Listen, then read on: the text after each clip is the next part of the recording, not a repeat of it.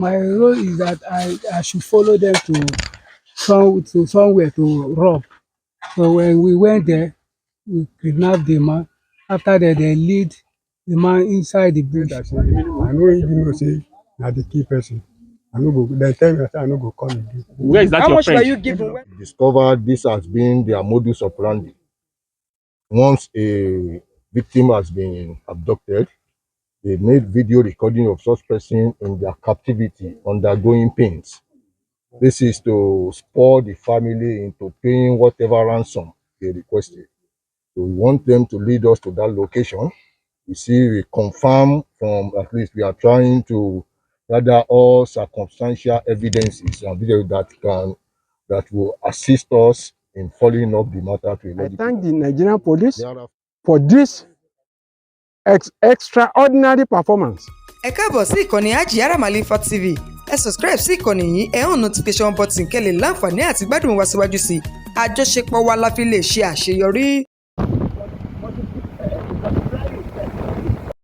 A kú dédé àkókò ẹni gbogbo tẹ́ bá ti lóore ọ̀fẹ́ láti máa wo Ajiyara Malifa TV, ojú tẹ́ fi ń wò wá ò ní fọ́ lágbára Ẹlẹ́dàá. Ẹ jẹ́ kí n máa fi àkókò yìí tọrọ àforíjì lọ gbogbo ẹ̀yin tẹ́ jẹ́ olólùfẹ́ wa tẹ́ pè wá sí àkíyèsí wípé fọ́nrán eléyìí tí a fi léde lánàá pé kò ṣe dáadáa. Ojú òpó ló fà á, eléyìí tó ń túmọ̀ sí wípé network provider eléyìí tí a rí lò lágbègbè yẹn ni kò dúró dáadáa, tí wọ́n máa ń sọ pé kò strong, it's not strong enough. Ẹ foríjì wá. Ìdíje tá a ṣe wò pé ẹ jẹ́ ká kó mi ìjọ kó lè yé yín dáadáa ohun tó ṣẹlẹ̀ níjẹ̀bú Igbó. Tẹ́ ẹ bá wò dáadáa rí i pé agbègbè presidential ìyẹn Muhammadu Buhari estate ládé nílùú Abẹ́òkúta. Ọ̀gá ọlọ́pàá yan ní ìpínlẹ̀ Ògùn yẹn CP Abiodun Alamutu Mustapha wọ́n gbéra ní olúlu ìpínlẹ̀ Ògùn l'Abẹ́òkúta láti lọ sí Ìjẹ̀bú Igbó látàrí ọ̀rọ̀ kan tí wọ́n ní ó ṣẹlẹ̀ yẹn ní ọdún tó kọjá. Tẹ́ ẹ bá wò dáadáa rí i pé agbègbè Kọ́bápẹ́ náà ládé ta fi wọ̀nyí yìí láti bẹ̀ sí Ìṣíhún títí tá a fi dé Ìjẹ̀bú Igbó. Wọ́n ní àwọn tí wọ́n jẹ́ afurasí ọ̀daràn kan ni wọ́n ti pa àwọn kan lẹ́yìn tí wọ́n jí wọn gbé tí wọ́n sì ti gbowó lọ́wọ́ àwọn ẹbí wọn. Wọ́n porúkọ wọn ní Chukwuma Babylon tó ń ti Monday Igwe àti ẹnìkan tí wọ́n pè ní Ifeanyi eléyìí tí wọn ò tí ì rọ́wọ́ tó. Àgọ́ òwòye ládé yẹn ò tẹ́ ẹ bá mọ àgbègbè àgọ́ òwòye dáadáa. Lóní kọ́mọ́nkóbó kí n sáré fi eléyìí léde wípé àwọn tí a dárúkọ yìí ni wọ́n ti jí ẹnìkan tó jẹ́ Adekunle Ifelaja gbé yẹn ní ọjọ́ kọkànlélọ́gbọ̀n oṣù kejìlá ọdún 2023 nígbà tí wọ́n jí Fẹ́mi Ògúnyẹmí gbé ìyẹn ní ọjọ́ kẹtàlélógún oṣù kọkànlá ọdún 2023. Lẹ́yìn ọ̀rẹ́yìn wọ́n gbowó lọ́wọ́ àwọn tí wọ́n jẹ́ èèyàn wọn tí wọ́n sì kọ̀ jálẹ̀ láti fi àwọn tí wọ́n torí rẹ̀ gbowó sílẹ̀ lákàtà wọn. Ṣùgbọ́n pẹ̀lú ìwádìí iléeṣẹ́ ọlọ́pàá ó jẹ́ kó yé wa wípé wọ́n ti pa wọ́n. Iléeṣẹ́ ọlọ́pàá yẹn Police Divisional Headquarter Ìjẹ̀bú-Igbó la wà báyìí níbi tí CP Alamutu ti fẹ́ lọ ṣe àbẹ̀wò sí àwọn tí wọ́n jẹ́ afurasí yìí láti lè tẹ̀lé wọn dé ibi tí wọ́n ní wọ́n sin àwọn méjèèjì yìí sí, ìyẹn Sunday Adekunle Ifelaja tó ń ti Fẹ́mi Ògúnyẹmí. Gẹ́gẹ́ bí wọ́n ṣe sọ ní Fẹ́mi Ògúnyẹmí ni wọ́n pa tí wọ́n sì sin sí agbègbè Jàpárá nígbà tí Adekunle Ifelaja Sunday tí wọ́n pa yẹn tí wọ́n sin sí Agodo Forest. Àwọn lẹ́rí tí ọ̀gá ọlọ́pàá yan ní ìpínlẹ̀ Ògùn tó ń bá sọ̀rọ̀ yẹn níbi tó ti ń bá wọn sọ̀rọ̀ kó yá kí wọ́n mú àwọn lọ sí agbègbè ibi tí wọ́n sin àwọn tí wọ́n jẹ́ èèyàn tí wọ́n jí gbé yìí náà tí wọ́n sí. Àtijáde kúrò nínú iléeṣẹ́ ọlọ́pàá Police Divisional Headquarter Ìjẹ̀bú-Igbó ọ̀nà wa ń gba Agodo Forest lọ báyìí láti lè fìdí òdodo múlẹ̀ nítorí ẹni tí wọ́n sọ pé Sunday Adekunle Ifelaja yìí wọ́n ní agbègbè Agodo Forest yìí níjẹ̀bú-Igbó ni wọ́n sin ẹni yẹn sí lẹ́yìn ìgbà tí wọ́n gbowó lọ́wọ́ ẹni tí ó jẹ́ ẹbí rẹ̀. Àti bọ́lẹ̀ báyìí ẹ̀rí inú gbó gidigidi níbẹ̀ ó lágbára. Kábíyèsí Ọlọ́run kọ́lọ́run bá jọ̀ọ́ kó máa ṣọ́ wa ni.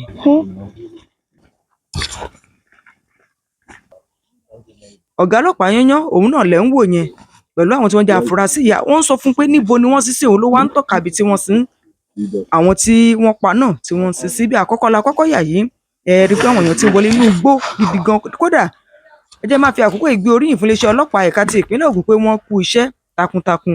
Ọlọ́run nínú àánú ẹ̀ yóò máa bá wọn ṣiṣẹ́ torí mo fẹ́ lè sọ pé ẹ̀dá kan ò lè ronú kan orú àgbègbè bẹ́ẹ̀ pé irú nǹkan bẹ́ẹ̀ lè máa ṣẹlẹ̀ níbẹ̀. Ó yẹ jẹ́ fún yín láàyè láti gbọ́ ìfọ̀rọ̀wérọ̀ àti bọ́rọ̀ náà ṣe lọ gan nísàn-án lápá bí.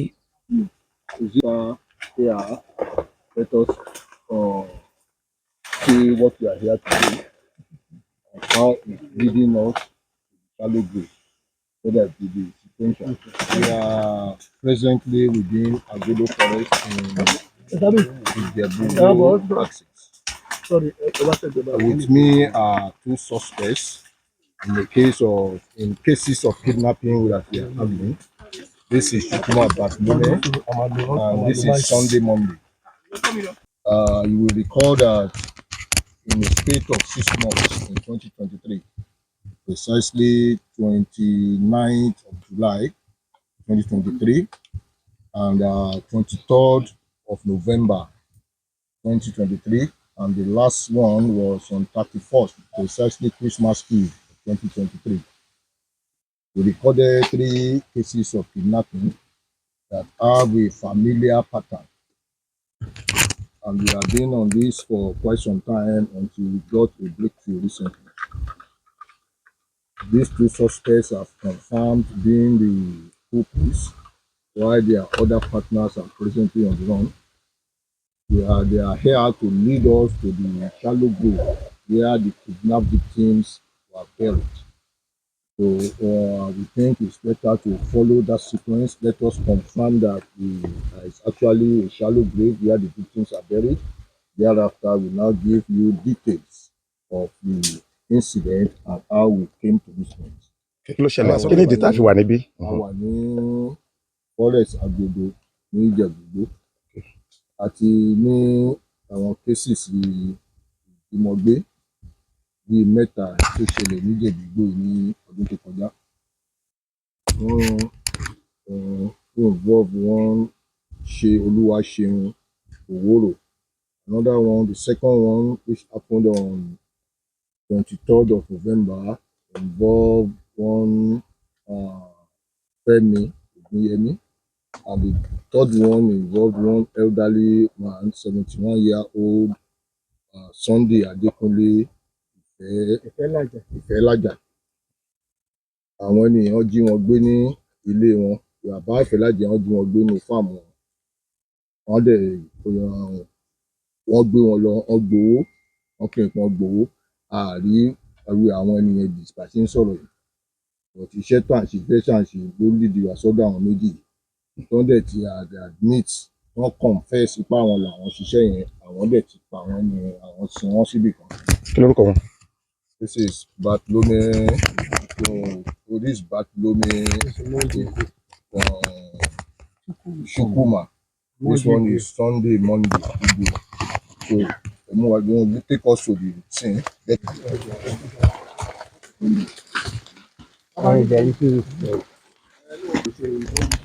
Gẹ́gẹ́ bẹ́ẹ̀ ti ṣe gbọ́ ọ̀rọ̀ lẹ́nu ẹni tó jẹ́ ọ̀gá yányán iléeṣẹ́ ọlọ́pàá ní ìpínlẹ̀ Ògùn, ìyẹn CP Alábùtú Abíọ́dún Mustapha, ó ti jẹ́ kó yé wa wípé àwọn tí ẹ̀ ń wò yẹn, wọ́n jẹ́ pé pọ̀rọ̀ sí ni wọ́n.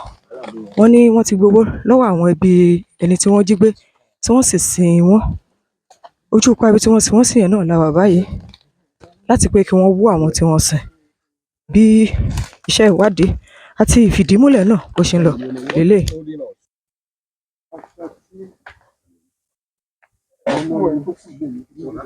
Sunday Adekunle Ifelaja, aṣọ tó wọ̀ ní ọjọ́ yẹn rè.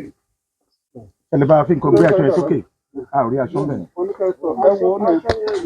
Aṣọ náà ni àǹkárá yẹn. Ẹ fún ọ ní igi kankan fi ṣe àǹkárá yẹn. Hey.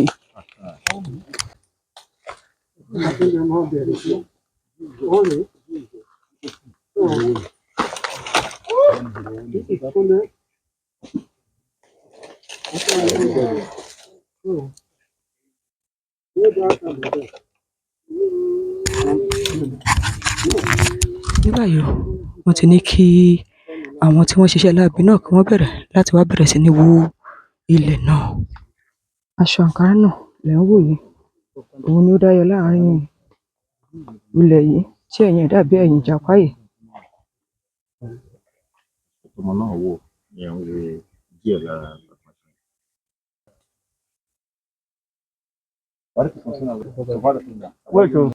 Ṣe rí àwọn tí wọ́n mọ ibi tí wọ́n sin sí yẹn náà ni wọ́n sọ wípé kí wọ́n bẹ̀rẹ̀ sí ní wú òkú kó tó di wípé àwọn tí wọ́n ti ní kó bẹ̀rẹ̀ sí ní. Oh yeah, be doing it.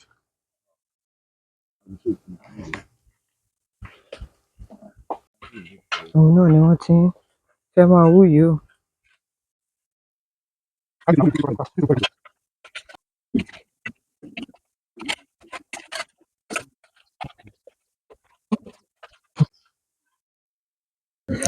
Nítorí ìjọba àkókò, wọ́n ní kí àwọn tó jẹ́ gbẹ́lẹ̀gbẹ́lẹ̀ kí wọ́n gbà á lọ́wọ́ àwọn tí wọ́n jẹ́ kọlọrọtínà láti pé kí wọ́n lè tètè bá wọn gbé e kí a má bàa pẹ́ nínú aginjù tá a wà yìí.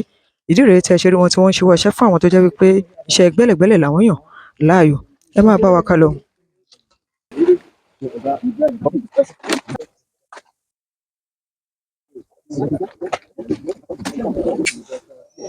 Òkú náà ni wọ́n gbìyànjú láti wú yẹn, òun náà ni wọ́n wú tẹ̀ ń rí ní abẹ́ nílẹ̀ ńlẹ̀ yẹn ṣe rí.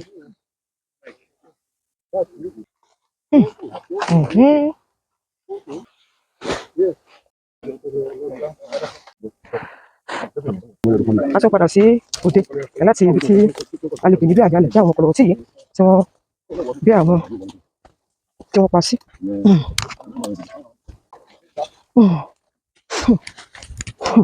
Ọlọ́run kó là wá. Tí wọ́n jẹ́ afurasí ọ̀daràn náà lẹ́ ń wò yìí, ṣàrí pé wọ́n dè wọ́n lọ́wọ́.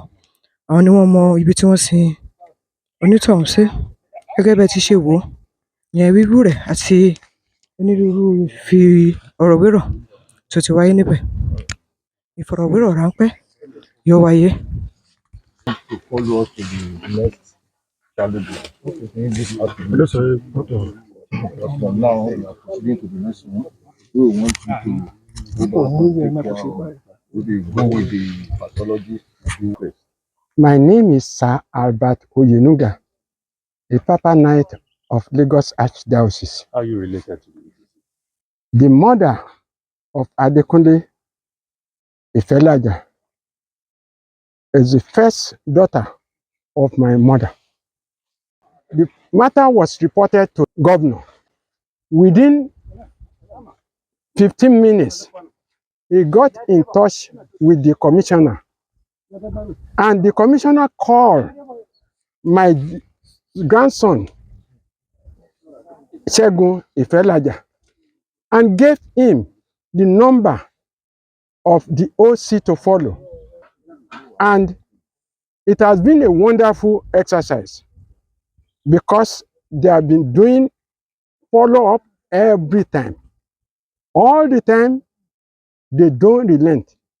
And I want to say they have done excellent work. And I'm so happy the family are they are so happy, the Ifelaja and Oyenuga, we are very happy at the end of the exercise. Once again, I thank the Nigerian police for this extraordinary performance, because for someone to locate this place, we have been suspecting so many things, but at the end, we don't even know that the parasite is just by our side. Just exhumed the body of the last victim, Adekunle Ifelaja. However, it is important the culprits take us to the location where they normally video record their victim before and thereafter circulate on WhatsApp to the victim's family. We discovered this has been their modus operandi. Once a victim has been abducted, they made video recording of such person in their captivity undergoing pains. This is to spur the family into paying whatever ransom they requested. So we want them to lead us to that location. We confirm from, at least we are trying to gather all circumstantial evidences and videos that will assist us in following up the matter to a logical conclusion. Thereafter, it will now lead us to the shallow grave where the second victim is buried.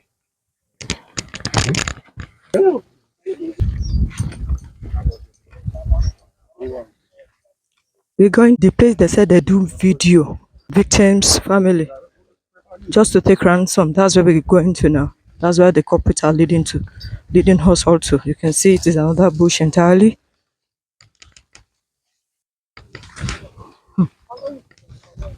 Ó lágbára o, Ọlọ́run kó máa ṣọ́ wa o. Kó má falẹ̀ tí ó mú wa lọ́wọ́ o, kó má mú wa o. Your name? My name is Mondigwe. Ma. My name is Mondigwe. Molebi. Okay, how old are you? 42 years. 42 years old. Yes. Are you married? Yes. So, how many children do you have? I have 3 children. Okay. What do you do for a living? Sir? What do you do for a living? What's your occupation? Fish pond. It's selling some things. What are the things you're selling? Banana. Okay, Banana. what kind of banana? Is it Plantain, ripe one or ripe one, cooked one? Right one. Okay. Okay, yeah. What led you to this kind of situation? How did you kidnap the man and So eventually kill him? it's my friend. So I lead me to him. And already tell me, say, want to kidnap. He say, make I leave the work while they do the work, no pay me. Make I leave and say, they will go rob. So after we go for the back of Abisi, that is my first time to go there. When they carry the person go bush, when they begin to do the video, as they kill the person, the thing come enter my body. That is why I no follow come for this Baba road. So, So yes, I regret that. Say, I no even know say na the key person. I no go. They tell me say I no go come again. where is that How your much were friend? you given when the person was killed? So after the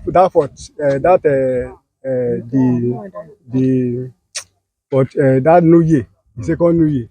So and now this my friend, he can't call me. He say he can't call my house. He say they don't kidnap Baba, they don't kill Baba. I shock. The thing shock me well because me with the Baba don't dey well. So I can't meet am. I can't meet in friend. I can't tell her say I won't go. They wetin dey pay me to make I see Baba dead body. And they pay me then bury am. How much were you given? So after that, after 1 week, now How much? they can't give me How 150,000. much did you collect from 150. the victim's family? I know even know. You are not there. How many kidnaps have you done? This one. Just one. Yes. Yeah. You are giving 150,000. Yes. What's your name again? Monday Monday. From which Monday state? Igwe. from Ebonyi State. Bayi. Okay. Okay. My name is Chukuma Batlomi. Okay. Your name? Chukuma Batlomi. Okay. I'm from Ebonyi State. Okay. Yeah, how old are you? I'm a 40 years old. Okay. How many kids do you have? 2 kids. Where are they? Yeah, in Jabugo. Yeah. Okay. Yes. How did this happen? Okay. Kidnap.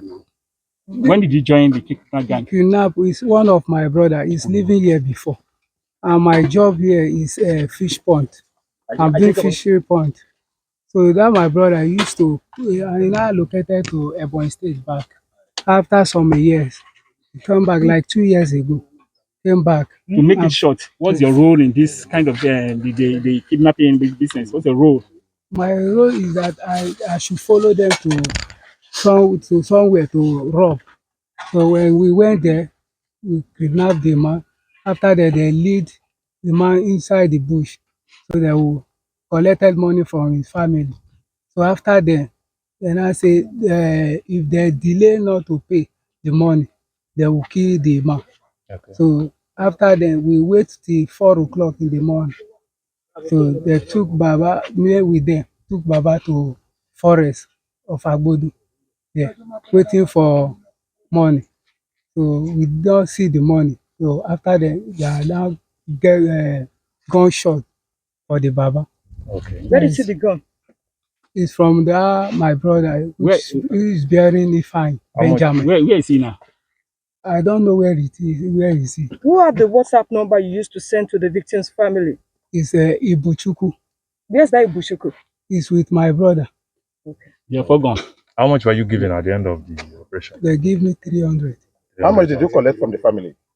They are the one that handle the every recording. You are of just them. the Your name again? boy. My name is Chukuma Batlumi. Thank you. Where do you have the other? Japara village. Village. How far is that one from here? After station. Okay. That means you still have to drive out. Yes, sir. Okay. ẹ rí i pé inú igbó gidi gan, igbó kìjikìji òun ni wọ́n ti ń nọ́ọ̀sì àwọn yẹn síbí kejì tí wọ́n sin ẹnì kejì sí. Ibẹ̀ náà ni à ń gbìyànjú láti lọ yìí. Sorry, we are going back to the second place where they said that they buried the second victim.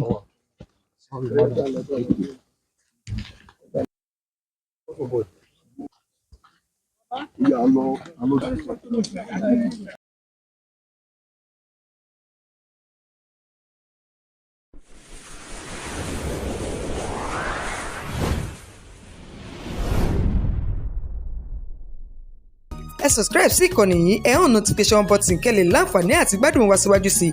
Àjọṣepọ̀ wa la fi lè ṣe àṣeyọrí.